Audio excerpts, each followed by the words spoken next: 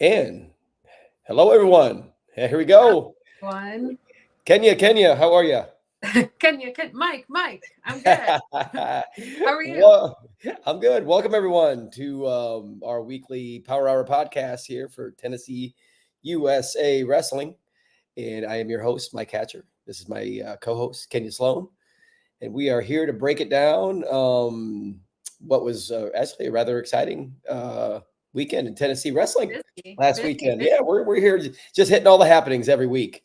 Try to fill everybody in, kind of what happened without the state, and then also maybe have a guest on here and there, and just kind of promote what's happening in our great state of Tennessee. But first and foremost, Kenya, what is going on in your world? Uh, I'm finally How's the in. coaching? Let's Exactly. start with that. How's the I know coaching? so much. It's been so fun. I mean, obviously, it's one thing. Like I've been in and out of rooms like ever since I graduated, but to like have a place and say, this is where I'm helping, and these are my girls, and I'm training them throughout the week and I'm in their corner on the weekend. Like that's a whole like kind of new experience for me that I'm loving. So it was good. I got to do some coaching this weekend on the mat at a tournament. And then it's so fun to like see full picture and then go back to the drawing board and be like, okay, these are the areas we're going to work on, and then we'll work on them. And hopefully we'll see them get better next weekend. Obviously you never know. Yeah, it's a whole new dynamic. I mean, like, yeah, I'm in love with my girls that I've been helping out already. So it's fun. Yeah, that's awesome. I mean, that's the beauty of coaching. Well, that's the beauty and the Yeah. frustration of coaching. Yeah, exactly. Yeah, you see all these areas you need to work on, and then all of a sudden you work on them, and then yeah, sometimes you can And it's see the same problem again. you kind of go in there and you can see the same problems.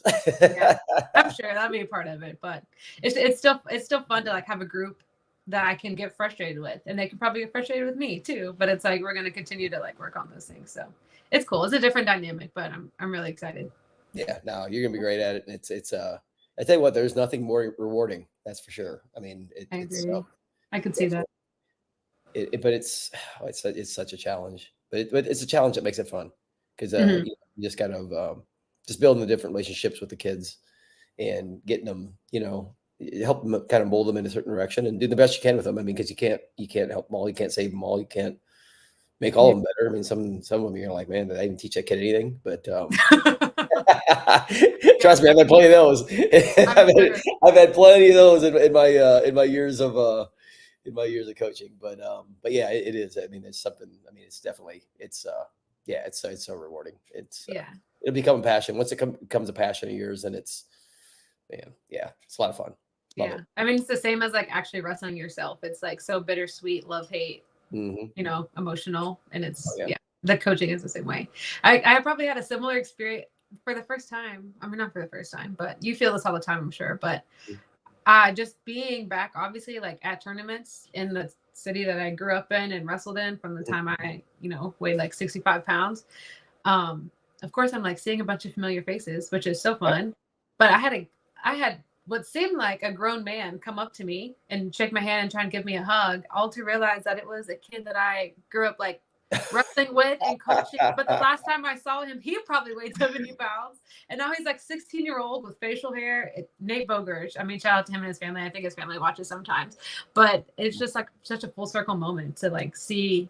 I mean, I don't feel like I'm old enough to watch kids grow up, but apparently I am. So it's just been cool to see like some people that I'm like, man, I watched you wrestle when you were 6 years old and now you have a mustache. Like, what the heck? So Oh, you have no idea. It's crazy, especially you get to be my age. I mean, I know. That's what I'm you've trying been not to in it throw you under it's the bus literally too much. as long as I have. I mean, I started my very first like coaching assignment. I would call my first official coaching assignment was I ran the Hammer and Hawks Wrestling Club in Cedar Rapids, Iowa. It was out of my high school, and so basically, when my junior year in at college, junior year at Iowa, um, their head coach at the time came to me. The head coach at my old high school, Prairie High School, uh, reached out to me and said, "Hey, I'm starting a kids club. If you have time twice a week, Mhm. we'd love for you to come and basically be the coach." And I was like, shoot, okay. So I mean, I knew that's what I was going to do. So I would go to, obviously Coach Gable's practices and we practice whatever our normal practice every day. And then I get my car and I drive down a half hour back home Mhm. to Cedar Rapids. And that was my very, very first coaching assignment. So that was back in 1990. It had been the 95, it had been the Oh, no. 94, 95 season. Stop. Oh yeah. So I mean, so now I'm really dating myself right now. Oh yeah. So that was back in 90. So I mean, what is it? 2000. That's. I mean, I don't even. I'm struggling with the math here. I don't want to make you It's feel 20, bad. that's over 30 years of coaching. So now come first. So my first high school coaching job was 96, 97, Durant, Iowa. Small town Iowa, is east of Iowa City, and now those kids, and I told them at the time, and they probably believed me after after a couple of years I've been in the town. I said, you guys will be married, you'll have kids, and I'll be coaching your kids at some point in time, probably before I'm even remarried. And sure enough, I mean, like all these kids, like literally have all these kids wrestling in Iowa right now, and that's literally been the way it's been. I mean, then my next job was in Martin County, down in Florida, and those wrestlers that I had then, now they're starting to have kids and they're going to start getting wrestling. And then even like one of the kids that I just talked to his dad yesterday, and I got to call him back because I had to take another call. But Trey Stavrum was he's just one of my favorite kids. I love that kid. I love the Stavrum family from Chattanooga. So I was just talking to his dad, Art, yesterday, and Trey, so his kids are old enough to wrestle now. And Trey, this was when I was at UTC. So this wasn't like back in the 90s. This is, I mean, now we're talking the 2000s, where, I mean, when I started coaching at the college level. Now he took over the kids club at Baylor just this past season. So his kids are wrestling for Baylor right now. Oh yeah. That's how it works. Yeah, I'm like, I've barely got a toe in the water in comparison, but it's insane. Yeah. You'll be. I mean, I'm just telling you, it's crazy how fast it flies by. It is nuts. Oh, I'm sure. Yeah, everyone says that about my kids' club right now. I got kids in my club right now, like the Jekylls. Brody, he comes over. Well, his dad was on some of our national teams when I was started being the state chairman here. That's crazy. Yeah, it's crazy. Yeah, it's crazy. So. Yeah, but when you love it, it's like you stay in it that long. So yeah, I mean, what are you gonna do? You get out of it. I mean, yeah. I actually, so every Thanksgiving, I was talking about the fishing trip that I go on with my dad every Tuesday. So we start fishing on the Wednesday, and then we fish all day Wednesday, then half a day on Thursday. Every Thanksgiving, we've done it for, I think it's like 23rd. I think this year there's 23rd year. So, but on Tuesday night, I always have dinner with some of the guys that I coached with down in Martin County High School down in Stuart, Florida. And so I was there. So my head assistant at the time, my right-hand man, and he's literally, I mean, he's a dear friend of mine. His name's Don Knopf. He went into the Florida Hall of Fame this past year, August. So I went down to his Hall of Fame induction. He got inducted in the same class as Chris Bono, who's a really good friend of mine as well. So it was a great trip. But I mean, Coach Knopf has literally been coaching for, I mean, he's got to be in his upper 70s now, but he just won't let it go. He literally he's a snowbird, so he has a property in Maine, property in Florida. He's got plenty of money. Him and his wife, he just lives a great life. And when he was helping me at Martin County, he would just come.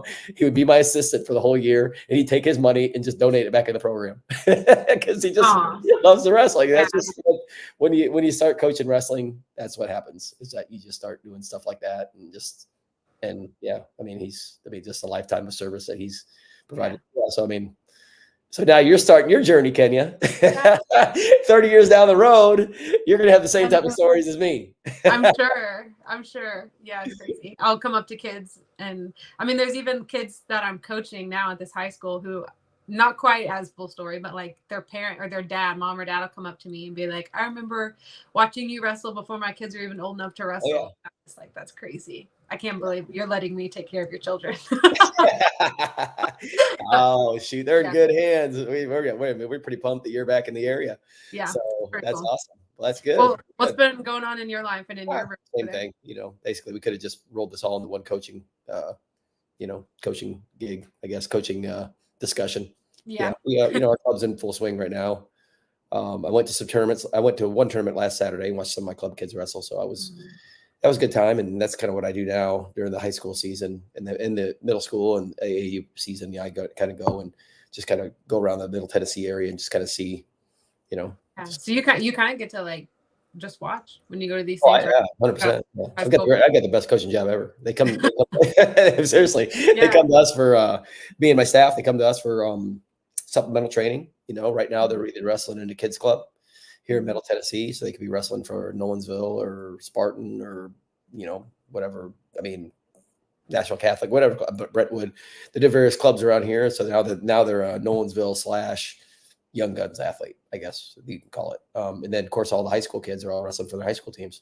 Yeah. So yeah, so I have a great job. I just kind of go and I don't have to show up for weigh-ins. I don't have to show up for warm-ups. I don't, I don't show up for the first round. I don't show up until the semis.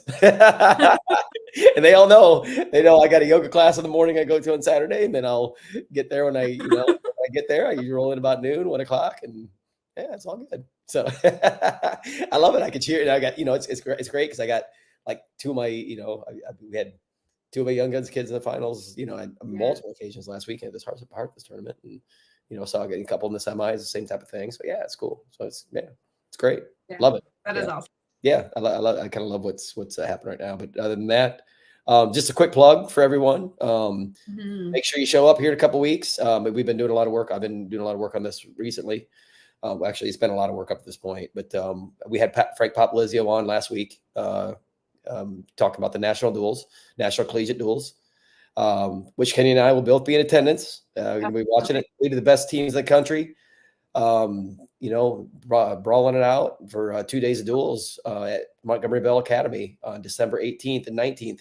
So, please, Tennessee wrestling supporters. I mean, again, I think we talked about this in the last podcast after Frank got off there, and the amount of times that I've had people, hey, put together a committee, get the nationals here, it'd be awesome. Have it at Nashville, have it in Nashville, have this in Nashville.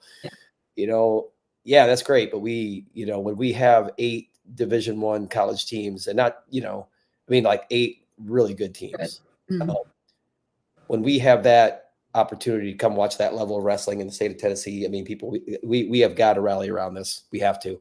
And it obviously, this isn't me pitching it from a monetary standpoint, because I honestly don't make any money. Actually, it cost me money because I sponsored it, so it's one of those things that's, listen, if you're a wrestling fan, you're crazy to miss it. I mean, some of the matches that are good, just in the main event matches on Monday and on Tuesday, because it's four different teams on Monday, 4 different teams on Tuesday. I think it's Iowa State and Cornell is, I guess you could call that the marquee matchup on Monday.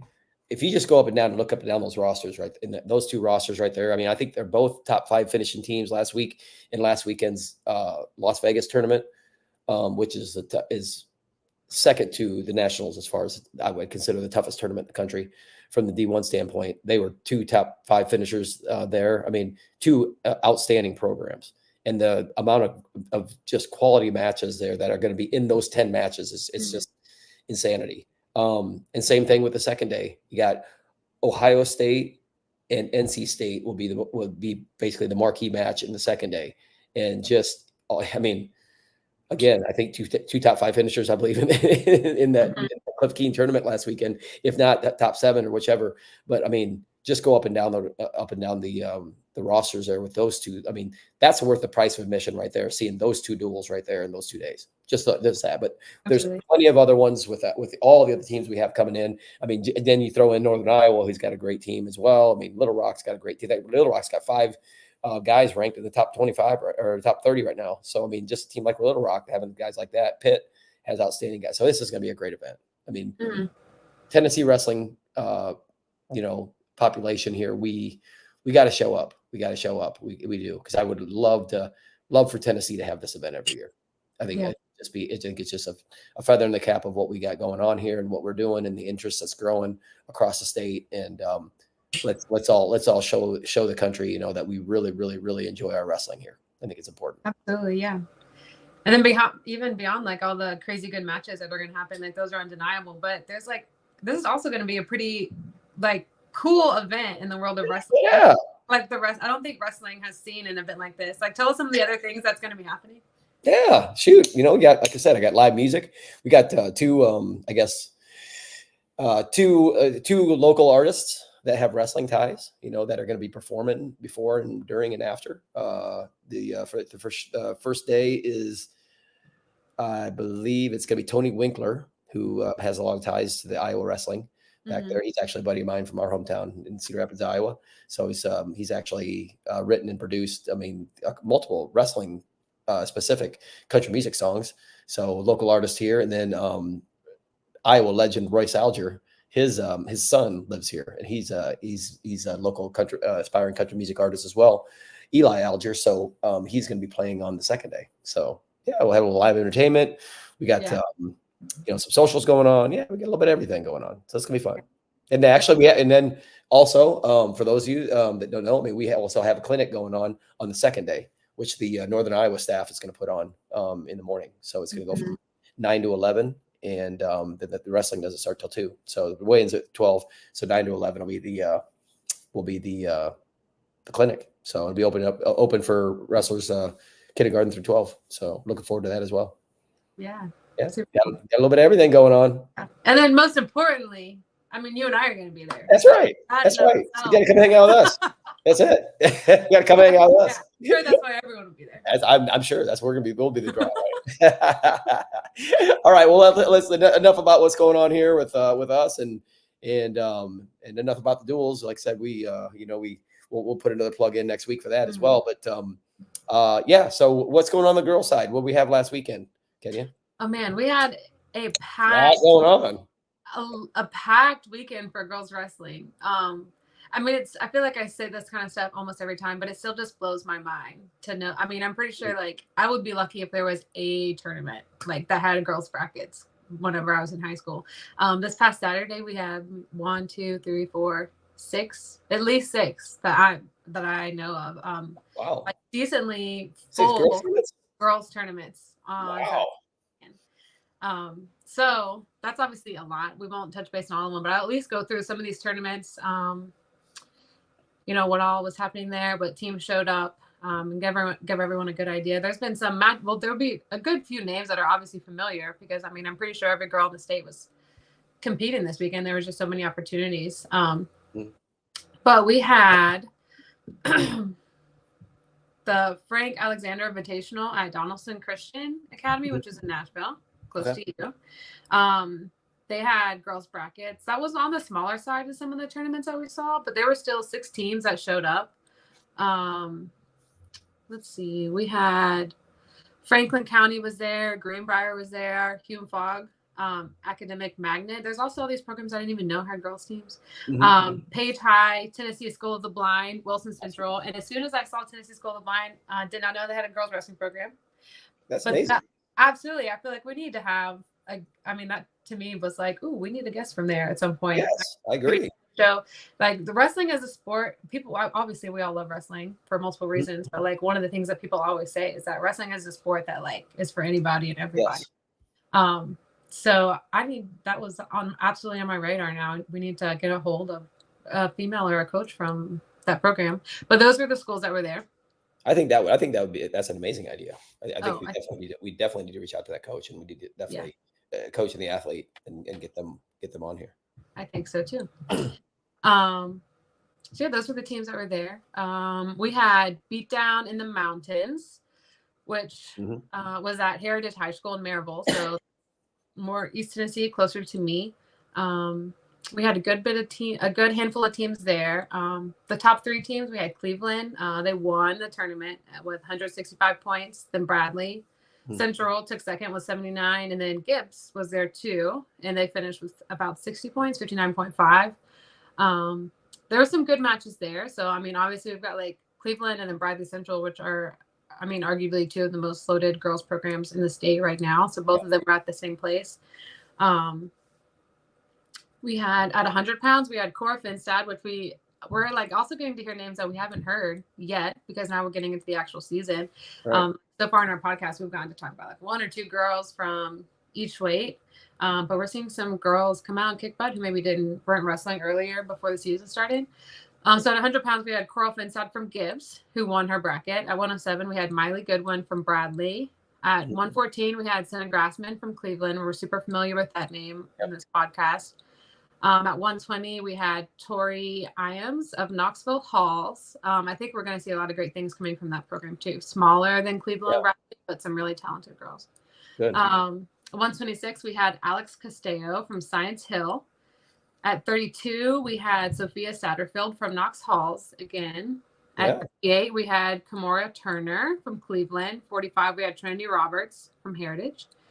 At 52, we had Sawyer Ward of Science Hill, won her bracket. At 65, we had Jaylee Garcia of Cleveland. And at 85 was Piper Fowler, who was sadly the only wrestler in that weight class. Well, so we would expect nobody want part of that piece of that. we would expect her to be at the top of winning that bracket regardless. But yeah, that one was an unfortunate situation. When you start to get Piper's level, that unfortunately that happens. Yeah, I don't blame people for running because both the bracket below her and above her both had like actual brackets that were wrestled. Mm-hmm. Sorry, Piper. But then at 235, we had Diamond Young of Cleveland. Mm-hmm. And so there's a lot of matches. A lot of these girls were wrestling girls that they've wrestled before. So that's fun. And not all of them went the same way they've gone in the past. So that would be super fun to kind of watch throughout the year. I mean, it's always good whenever you have, obviously, other than Piper's situation, but whenever you're having like good matches that can go either way any given time. I feel like that's how we know we've got good competition in the state. So that was a tournament. Then we had the border duels, which is at Viking Hall in Bristol. Mm-hmm. So again, closer to me, that was another one of the smaller tournaments that happened, but there were still 7 teams that showed up. So that was awesome for those girls. They had Daniel Boone was there, David Crockett, Dobbins Bennett, Elizabeth Ten, Sullivan East, Tennessee High, and then Union High School were all at that tournament. Mm-hmm. The next tournament we had was Coyote Classic at West Creek High School.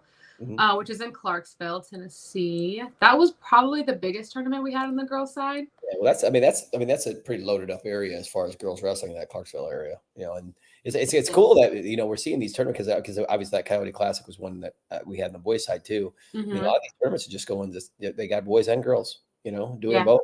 So and I think that's the best way to do it, honestly. Yeah. I mean, there will be a time and a day where we can do, but there's so many programs still, which it's a great problem to have, but there's so many girls programs that might not have their own staff. Like it is a program, but not necessarily a program. So for a coaching staff to be able to go to a tournament and know that all their athletes are going to be able to get matches in. I think that's the best way to do it. And I agree that it's like the biggest girls brackets have been at those tournaments where we've got both going on. Mm-hmm. I'm trying to find my results. So yeah, the Coyote Classic was definitely the biggest. We'll go over the teams that won. So we had Montgomery Central won with 197 points. West Creek with 142. So we've got a lot of high scoring teams. And then Fort Campbell with 120. And then we had Riverdale with 116 points total from the tournament. And then I wish I knew how many girls were entered in this tournament. I don't have a number. But either way, between that one and then the Beat Down in the Mountains were 2 pretty big tournaments this weekend. And then we had the Irish Invitational at Knoxville Catholic, which is where I was. Mm-hmm. Smaller. I would say we probably had maybe 7 or 8 teams, or at least represented there. So that was a super good tournament. And then we had Tullahoma Garner Dyer Girls Invitational, which was obviously in Tullahoma, which was again probably on the smaller side, maybe 8 to 10 programs are represented. And obviously on the girls' side, we see this where most of these programs don't have, even a full lineup or let alone like multiple girls in a weight class. Right. But still, just to have that many programs showing up to these tournaments all on the same weekend to compete and get matches in. I mean, I have a lot of respect and kudos to all these programs who are just already running tournaments and have decided like, hey, it might be some extra workload added on, but let's add girls brackets to these. Not everyone has to do that. So that's awesome. Super grateful. There's super busy weekend in girls wrestling. I'm excited to see what continues to happen.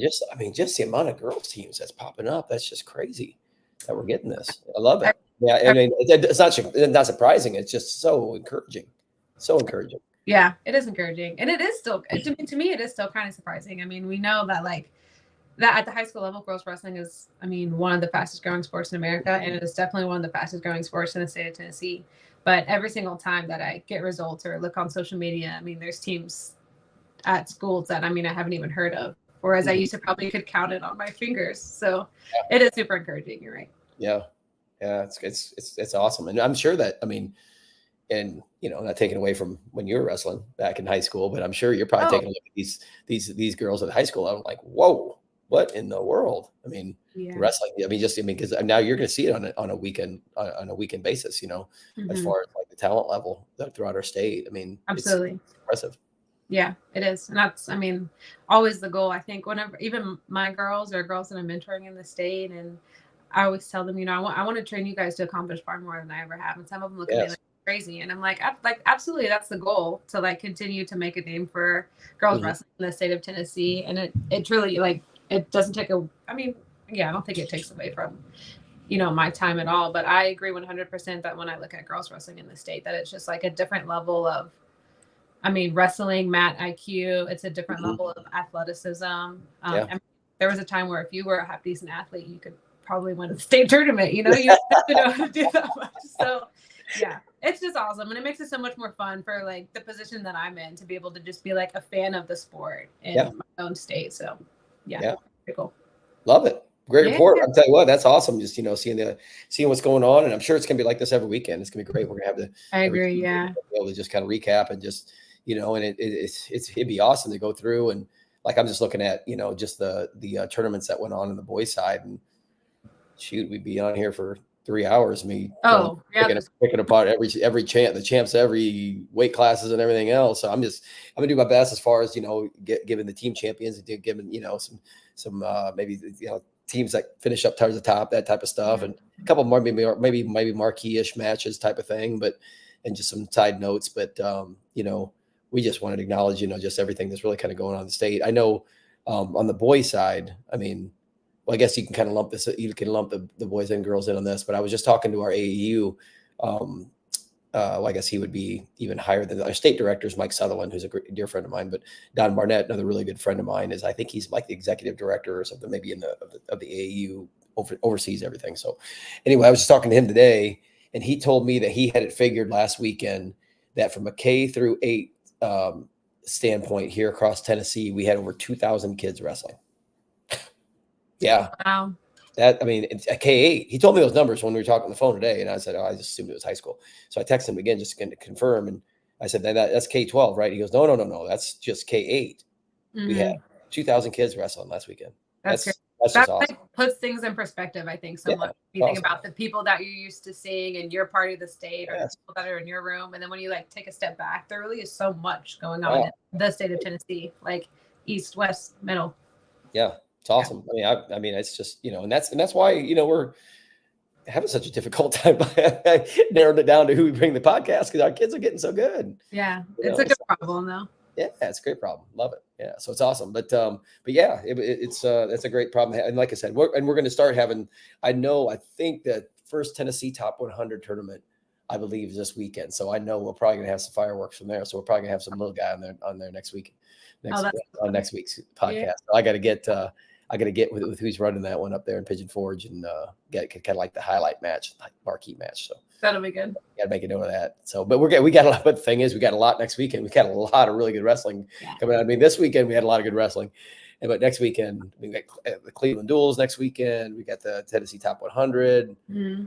The Ironman is next weekend, Ohio. That'll be hard not to. We have teams that are going to the Ironman that are, like your Baylors and your Father Ryans are going there, and it's just, we got a busy weekend next weekend. I don't know what we're going to do on Tuesday. We're going to have to fit it in somehow.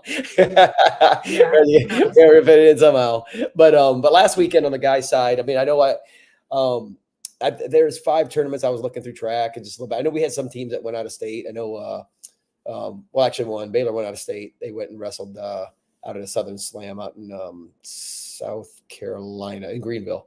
Ended up second, but I think they only have like 75% of the team there. It ended up getting second by like 5 points. So obviously they're missing some guys in there up top, I think football guys and stuff like that. So, but yeah, they did pretty well out there. Had some pretty good performances.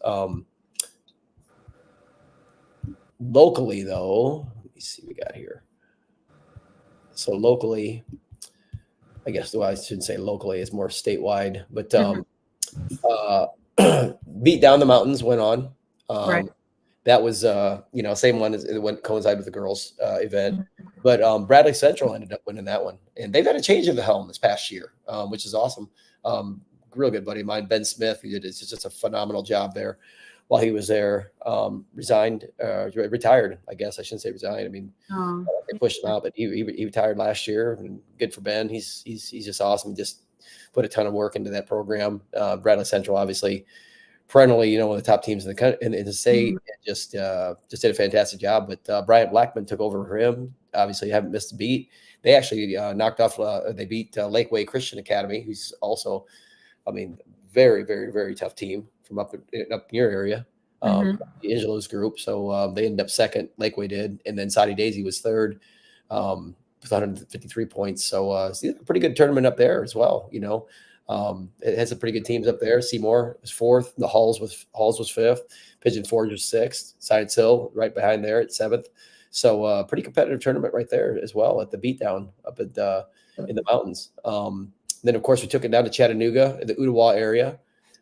Signal Mountain ended up winning that one, and of course riding the coattails and led by the charge of the Yurichuk family.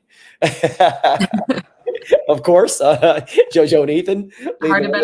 They both won. I mean, imagine that. I hadn't even heard enough Yurichuk on this podcast at this point. But of course, like I said, they got more going than just that at Signal Mountain. But Signal Mountain ended up winning that team title with 154 points. Walker Valley was second, 134. And East Hamilton was third with 112 and a half. And that's a program, that's gotten considerably better. Eric Mountain, friend of mine, also he took that program over a couple of years ago and is doing some really great things with it. So really excited to see him getting in there and mixing it up with them. And the Ottawa tournament won by Signal Mountain. They did a great job there. And then the Coyote Classic, another one that had the girls portion of it there too. But West Creek ended up winning that one. Cool. 219 points. Another up and coming program there. I think they're really doing a great job there at West Creek and getting that rolling. And then Ravenwood is another one here. They're Middle Tennessee, Brentwood team. They have a lot of their kids come to my Young Guns practices. Okay. And they had a great tournament. It was looked like those two teams right there were kind of nose to nose. Kind of battling it out throughout the day. And Ravenwood came in second there with 206 to West Creek's 219. And so it was pretty tight between those two teams right there. But Ravenwood, Coach Peck's doing a great job there and really bumping the numbers out. Not the boys' numbers, but also the girls' numbers. Doing a great job of growing that, I would say that he has got, if he doesn't have the most kids in my club that come for the supplemental training at Young Guns out of any high school in Middle Tennessee, he would. It's hard. It's hard for me to think of a team that has more kids that come to our Young Guns practices. They come in droves. I mean, they really have had a lot of their kids come in the last year, and they anywhere from Thomas Lobliner, who won the tournament last weekend, Matt Anderson, who won the tournament last weekend. Those guys are Ryan Dietrich, is a little 6-pounder. He's a little 9th grader who's going to be really good. Those kids are very, very consistent in our program there, and it's starting to show really for them. So with all the extra work, very, very proud of them. So West Creek had a great tournament. Ravenwood getting better, so love seeing that there in Middle Tennessee. And then the tournament that I was at Harpeth, a really good tournament. Actually, Father Ryan was the last minute addition. Obviously, everybody knows Father Ryan. They're perennially, one of the top teams in the state, all classes. But they compete in the private school division. But they end up winning the tournament with 282 points. They were actually supposed to go out to Knoxville and wrestle in a tournament out there, but something happened. Some of them. So I think they might. I think some of the teams pulled out and went some other place or went. I don't know how it all worked, but I know that. They ended up at Harpeth. So it's a great addition to the tournament, obviously, because they bring their studs. Yeah. But it was great seeing them compete always. Pat Simpson, he's a great guy, and I love talking, all the parents. I got, I'm friends with a lot of the parents from the row arcs, to Gobbles and Trans, and they just really good people. And it was great seeing them. But yeah, they look impressive. Obviously, they're there for they're going to Ironman this coming weekend, so they needed a really good tune up, and their team looked good. They're solid, real solid. So, but they were first. Independence is another team that's getting much better, and very very much improved. But Independence was second with 162, and had some really good matches in the finals. One key performance, I think, from the guys' side there was Riddick Romano at 144 beat two state place winners to win the 144 pound state 144 pound bracket. Mm-hmm. So Riddick's from Independence, 144 pounder, great kid. His younger brother Merck can be really tough as well, but Riddick was a state place winner last year. That was probably, I would say, the most competitive bracket of the tournament. Had three returning state place winners, and again Riddick beat the other two of them on the way to the championship. So great job on his part right there for sure. But yeah, very competitive tournament. Wilson Central was there too. You guys got a good team. Franklin's getting much better. Their numbers are just, man, they got 60 kids in the program right now. So it's oh wow. Yeah. So, I mean, just throwing little notes in here, with the various coaches that I spoke to at the tournament.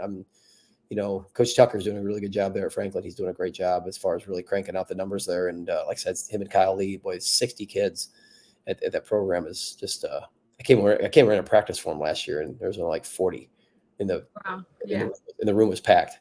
I don't know how they get 60 in there. It's nuts. It's crazy. I'm going back there to run a practice here in another week or so. I don't know. I'm not even sure if it's going to have room for me in there. I'm going to have to coach in the parking lot. Microphone. Yeah, maybe we'll see. But last but not least, probably the most competitive tournament on the guys' side for sure was out in Memphis. It was at the Black Horse tournament in Memphis. Very, very competitive tournament. Summit ended up winning it with 231 points. Second was Blackman, who's got a really strong team this year. They got some very, very seasoned guys in their lineup. Got a new 106 pounder freshman, Drew. I just about said Drew Blackman, Workman, but Drew Workman, who's a absolute hammer. So he's a huge addition to that team. So they're going to be, just look for big things out of Blackman this year. But Summit won, Blackman was second with 203. East Ascension was third. Nolensville, who had another one, very, very, very much, up and coming team for sure. Johnny Malzoni is doing a fantastic job with that program and really building those numbers up. They were fourth, and then Christian Brothers was right behind them at 187 and a half. But they actually, just talking to Derek, who we had in the podcast before, they actually had something happen with the heavyweight match where there was a disqualification of some sort. So they literally took all their heavyweights points. So that literally dropped them from second to fifth like that. So wait, if there's a disqualification within the bracket. So I can't remember what the call was, or something happened with it or whatever, but they had to take all the kids' points away. So so that obviously didn't help. That never helps. That never helps. But overall, a crazy competitive weekend, very big weekend of wrestling here in Tennessee, and just had a lot of really great stuff going on. And between the K8 group of having 2,000 kids and having all these boys high school events that we had going on, shoot, that's what happened. But that brings us to our guest. Our guest this week, we're talking about the Black Horse tournament. So at 175, this was probably, looking at all the matches on the guys' side, at 175, there was probably the one marquee match throughout the state this year. Is we had two defending state finalists possibly meeting up here at the Black Horse. Mm-hmm. Drake Bowers, defending state champ from Christian Brothers, and then Trey McTorry. He was second last year. He was runner-up last year to Max Norman in the big school finals last year. And they were on collision course to meet at this Black Horse tournament. And we're going to bring on our guy right here, Trey McTorry. And Trey McTorry is the one that came out on top in a very, very, very tough contested match. And Trey, how are you? What's up, Coach? I'm good. How are you? I'm doing good. I'm doing good. That's I usually see Trey in the wrestling room. So yeah. So I got him. I was super happy to get him on the podcast tonight. And I mean, and it's kind of, I'm kind of torn on this on the whole thing because Drake Bowers is one of my boys too. I love Drake. I mean, I've known him for years. I actually coached him a couple years ago. I was at Christian Brothers, and every time I see him, I love that kid, and he's such a hard worker, and he's a tough. I mean, he's a great wrestler. So I knew that those two meet in the finals. I mean, because obviously, Trey's one of our young guns athletes, and I love this kid too. And that's what I get. I see that I saw it at Harp the whole time. Two of my guys wrestling each other, and it is what it is.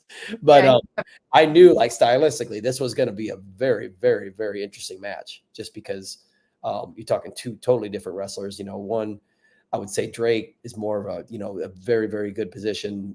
He's very, very good positioning. He's strong. He's going to just stay in really good basic positions, basic leg attacks. And whereas Trey, on the flip side, is a incredible athlete, which we're going to talk about, not only his wrestling, here in the near future and in this interview, but also, a total athlete, and also later long, rangy, will cradle you from anywhere. I mean, it's a really, really interesting matchup, and I wish I would have had time to watch it. I'm probably going to end up watching it at some point here if it's on track. But man, it'd have been quite the match, that's for sure. And I know that talking to Derek Harrison from Christian Brothers, he said that was no brainer. That was a marquee match. So, Trey, how'd you feel going in that match? I mean, you knew Drake, obviously defending state champ, right? Yeah. I mean, I wasn't. I felt normal, I guess. Yeah. Well, Trey doesn't get very worked up or anything anymore. Yeah, nah. I can tell by his aura on the podcast right now. Yeah, he don't get too worked up anyway. Oh yeah, Trey, my bad. This is my co-host Kenya. Hi Trey, I'm Kenya. Nice to meet you. Yeah, congrats on your win this weekend. Thank you. Yeah, but you don't get too nervous about that stuff, huh? Nah. I never get nervous. Yeah. Well, I'm not gonna say never. I do get nervous, but I don't really let it affect me too much. Yeah, sure. Yeah. That's good. That's a pretty good quality to have there, because I know that last year, I mean, because you could probably, if you go through our state, we have a lot of very, very high level wrestlers, but oh yeah, definitely. Max Norman would be one of our, you could pretty much call him one of our elite wrestlers. I mean, if you're looking at maybe a top 5 when you're talking national credentials, I mean, Max Norman was very, very easily in that discussion with the top 1, 2, or 3. And that's who Trey had last year in the finals last year. And I remember talking to Trey a little bit before the match, and he's like, whatever, let's go. I want to wrestle him. He's got 2 arms and 2 legs, so it's all the same, huh? Exactly. Yeah. So now, was there any game planning going into the match with Bowers this weekend that you had to kind of, or was it more just you wrestle your style and make things happen that way? Yeah, I mean, I try not to change too much, but like staying in my stance was really the main thing. I tend to come out of my stance a lot and staying in good position, like Drake. Mm-hmm. So yeah, that's really all I tweaked a little bit. Yeah, staying in position. Yeah. Could you, just so I can have some context, and all of viewers and Mike too, could you give us like almost a play-by-play of like how the match went, at least period by period?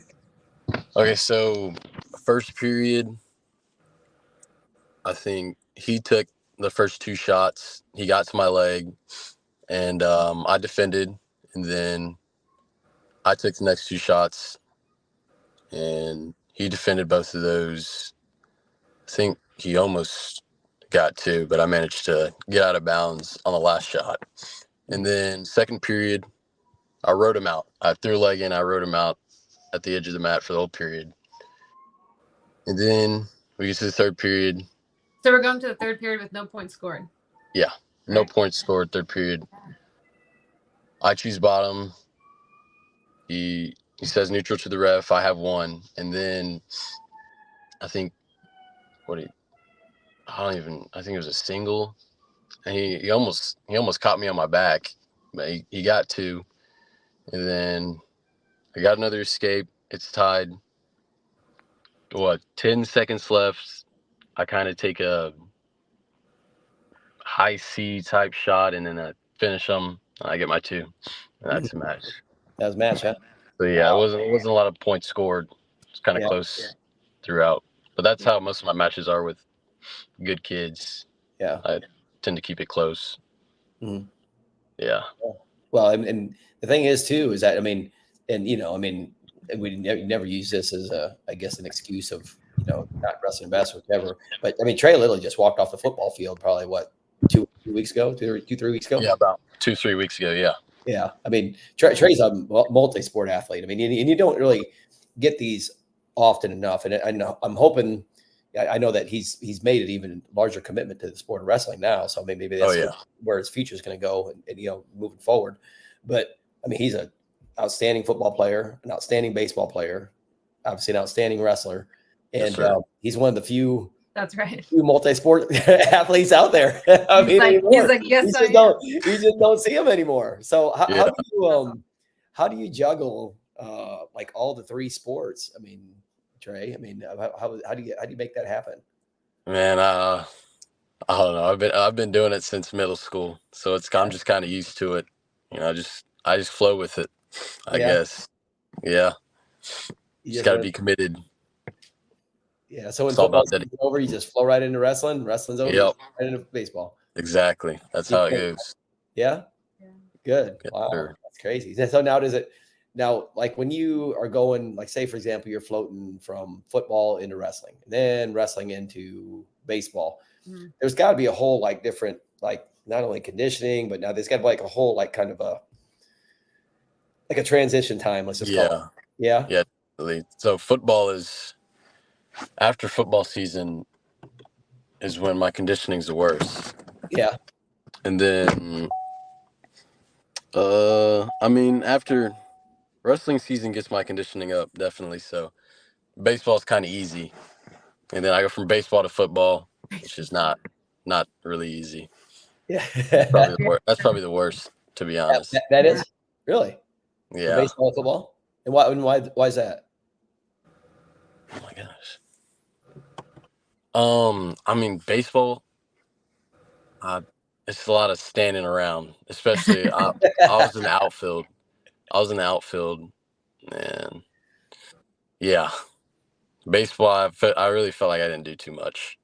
Yeah. Yeah. Yeah, but then you get into football season, then it's a whole different level there, huh? Oh yeah, definitely. Yeah, because in football now you're a wide receiver, right? So you actually got a lot going on. Well, this past season I was a safety. Oh, okay. Yeah. Wow. So do you have to do a lot of adjusting, like in your weight training or in your diet in between, like especially football and wrestling, or are you just kind of like able to flow in between them easily with like your body and strength that you have? I think I'd say I'm able to flow easily through it. Yeah, it's not too hard. Yeah, not a lot of people can say that. I mean, yeah. So that's awesome that you're so gifted. Yes, ma'am.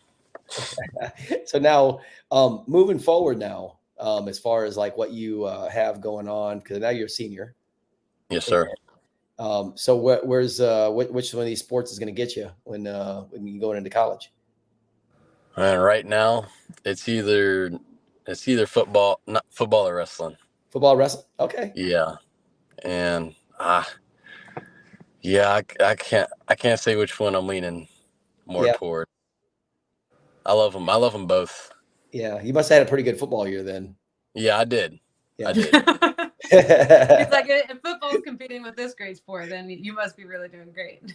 Yes. Yeah, but there's still got to be some unfinished business this year with winning the state championship, though, right? Oh, for sure. Yeah. Yeah, that's the goal, winning state. That's it. I love it. So now, talk to us a little bit about it. So Nolensville is really kind of like I would consider them a very, very much like an up and coming program in the state. Mm-hmm. Not a whole lot of like wrestling tradition, but one where you guys, you have a ton of numbers at all levels. I mean, Jamie Morrell, their kids club has, I guess some crazy number, like 125 kids or some crazy number, 25, 150 kids. Yeah, there's something nuts in this little in this little historical society building. Squeeze them all in there. And then the middle schools that they have feeding their high school programs have won these like little conference tournaments. I mean, quite often here in the last maybe let's call it 3 to 5 years. And their high school program that Johnny Melzoni's the head coach of. I mean, you guys got like great numbers, and not only that, but got a very balanced lineup this year. What talk to us a little bit about the Nolensville program and kind of what you kind of see, because you've been a part of it here for a good amount of time. 3rd year. Yep, Yeah. Year. And how do you kind of view like what's going on over there, and what do you kind of attribute it to? I mean, I love it. I love Coach Bob, Coach Mazzoni, Coach T. I think that they're all about hard work, and repetitions will get you where you want to be, and that's pretty simple. They're pretty simple about it, and it's easy, to be honest. That's why I like them so much, and I think that's why we have so much success, because it's so simple. They don't make things complicated. Yeah, it's a good program for sure. It's awesome. Yeah, no, I really looking forward to kind of like what you guys got going forward, because I'm just telling you right now, man, you guys got a very solid team this year. And, and I'm telling you, they got some really good kids coming up and coming through. That's for sure. So it's exciting to see here in Middle Tennessee to have a program like that on the rise, for sure. Yes, sir. Yep, absolutely. Well, good, Trey. Well, man, I tell you what, you got anything else for us, my man? No, sir. No. Okay, I need to ask you this though. Give us some advice to a multi-sport athlete, because like the younger kids, the younger generation, because I'm sure you battled this too, because I'm sure the coach has wanted you to specialize. The wrestling coach, well, knowing Melzoni, he probably does. He's as laid back as he gets. I mean, Melzoni's my boy. The baseball coach, I'm sure, has wanted you to specialize. Oh yeah, for sure. What's some advice for the kids that don't want to specialize? They like baseball, they like football, they like wrestling, they like to do them all. Give some advice on how to kind of navigate that. Oh man, I'd probably just say, do what you want to do. Don't let anybody else, affect your choice. Like, not even your parents, none of your coaches, nobody. You do what you want to do. Yeah. And then, do what makes you happy. In all these sports, they all make me happy, so that's why I do all of them. That's and I love that. That's awesome. That's awesome to hear. I mean, seriously, yes, that's sir. Awesome to hear. It's awesome to hear, because I know that obviously we've talked a little bit about your college future in the wrestling world, and obviously it's easier to sell you if you have I guess credentials against other national kids that are specializing and stuff like that. But I'm telling you what, Trey is he's a steal. He's a steal for somebody who wants to take a gamble on. I wouldn't even call him a gamble. Who wants to take a chance on a kid that's been a multi-sport athlete. I mean, I'm telling you what, Trey's a great pickup. Ain't no question about that. So, Sir, all right. you. Love the advice, my man. You got anything else for us? No, sir, I don't. Okay. Well, I will see you tomorrow night, probably, huh? Oh, we have the duel tomorrow. Oh, that's right. You got duels tomorrow. Okay. Yeah. But I'll see you Sunday. Sunday, probably. Yeah. Okay. Trey McTorry, ladies and gentlemen. Thank you. Bye, Trey. Thank you, Coach. Thanks see you so later. much. Okay. Take care now. Yes. Yeah. He's a good kid. Yeah. I tell you what, he's a freaking athlete. It's crazy. His arms, he's like so tall. It's wild. It's like almost watching like a basketball player. It's like, well, so you probably don't know if you ever watched JoJo Yurichuk wrestle, but JoJo Yurichuk is crazy tall for like a 113, 120, whatever weights he wrestles down low, whatever given national tournament is. And people are like, oh my God, that'd be so tall. But Trey's like almost like the bigger version. Yeah. But bigger version with like big shoulders, and he's like super tall, and his like reach is like crazy he could be really good. I mean, if he decides to wrestle in college, you put him at 197, like with 2 years down the road, I'll tell you what, he is a problem. I mean, yeah. And I feel like that's kind of what you were getting at, without trying to say wrong, by like taking a gamble on this kid, because right now he is a multi-sport athlete and he's already having this success. So to be able to like take an athlete like that and then let them specialize and then let them like fine tune and perfect one sport, I mean, there's just truly no telling like how amazing he could be. And so yeah, obviously it's a safe bet, but I get what you're saying by like, well, let's roll the dice and see what happens if we let this. I mean, if we throw him into one sport and really let him specialize, I think obviously it would be nice to see him wrestle in college, but it all depends on what he wants to do. I would love for. I've dropped his name to a lot of friends of mine in the Division I level, and said that, man, they would be crazy not to gobble him up because it's hard. When you're Division I college level, the hardest weight classes to find are heavyweights and 125. Sure. I mean, they're just hard to find. You get a kid that guy, he's already at what was it, 174? I think there was a weight class he was at last weekend. I mean, shoot. I mean, he's a 97 pounder, and he, with his frame, his shoulders are. It's not like he's like really skinny and gangly. He's like he's an athlete. You know what I mean? Yeah.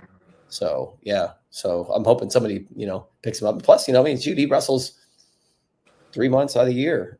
He doesn't even wrestle freestyle. Exactly. He wrestle freestyle and Greco because he played in baseball.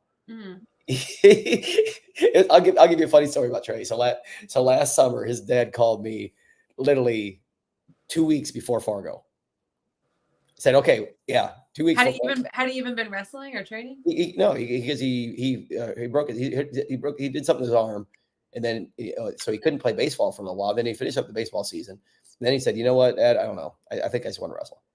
And Dad's like, "All right, cool. Well, you need to go so he sent him to a camp in Nebraska. And he said, "Okay, well, you want to go to Fargo? Yeah, sure." So his dad called me like 2 weeks before Fargo. He didn't wrestle any freestyle. Never wrestled a freestyle match. Never wrestled a Greco match in his life. Never, and hasn't even practiced since February. So he practiced like 2 weeks. Went to Fargo. Didn't really know any of the Greco rules at all. But know very little freestyle rules. Ended up, I think he got it. I want to say he won a couple matches of freestyle or he won. He did really well. Yeah. Against kids that have been literally training for that event for a year. So he's got a lot of potential. But I was like, well, he wants to go. So let's just, we'll send him. But his dad's Charles. His dad was.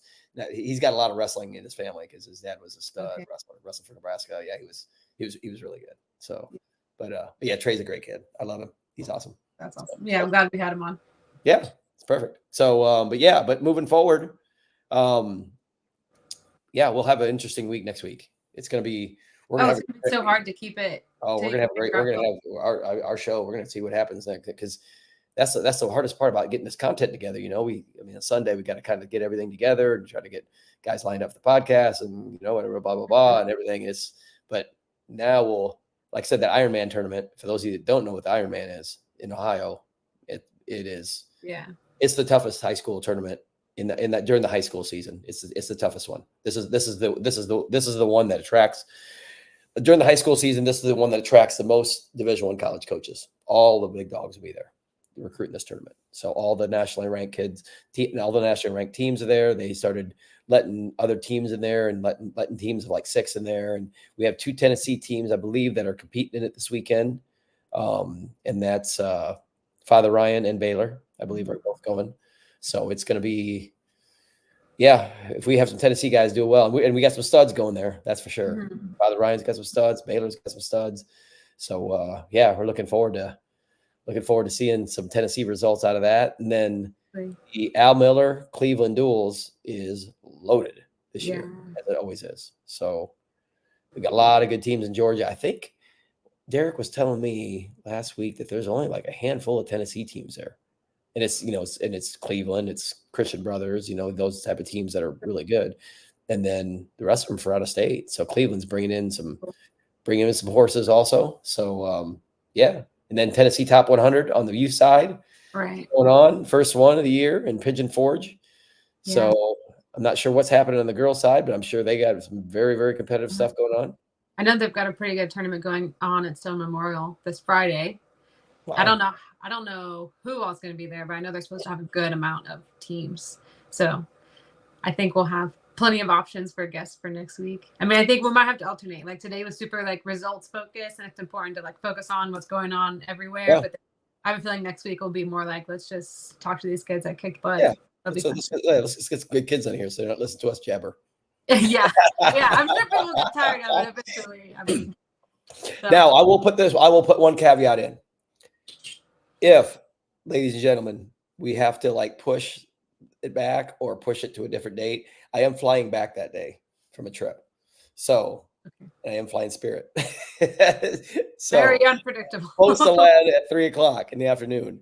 But if something happens to where we have to, we will figure it out. But but next week we will have some really great people on the podcast. That's for sure. Absolutely. I'm looking forward to it. All right. Well, once again, Kenya, always a pleasure. Keeping it right at an hour. Junior wasn't on here tonight. What's the deal? Where's he at? Oh, We're gonna give him a hard time. Yeah, he's probably having fun somewhere else. He's probably doing some one-on-ones in his garage. Every time I go over there, I call him.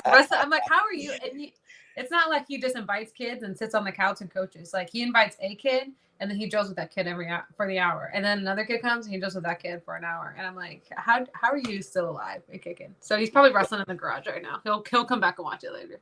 Yeah, I'm sure he will. That's when we get most of our views in that anyway.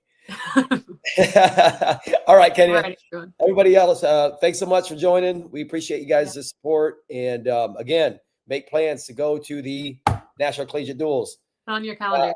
Not this coming Monday and Tuesday, but the following, 18th and 19th. Put that in your calendar. Montgomery Bell Academy. Going to be some great wrestling. Yep. So be there or be square. That's it. Until next week, Kenya. Thank you. See you guys next week.